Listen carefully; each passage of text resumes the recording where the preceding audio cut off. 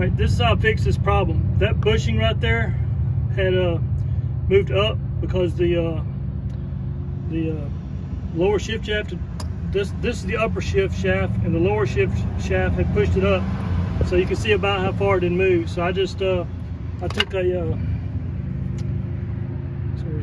opening wrench like this and put it across the shaft down on the bushing and tapped the bushing back down until I got it back down to the right spot. So now everything should line up like it's supposed to. So the moral of this story is you got to make sure you keep that lower shift shaft in forward gear lined up and do not let it shift at all when you line these things up, or you'll cause this bushing to be pushed up.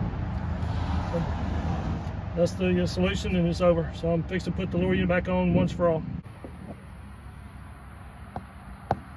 All right, this video shows that with the outdrive installed, that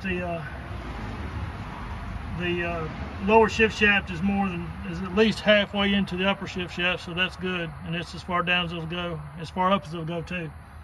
So this is satisfactory, and as good as it'll get, because I've got that upper shift shaft down as far as it'll go, and still be loose enough to not be jammed. So that's it. This thing is fixed.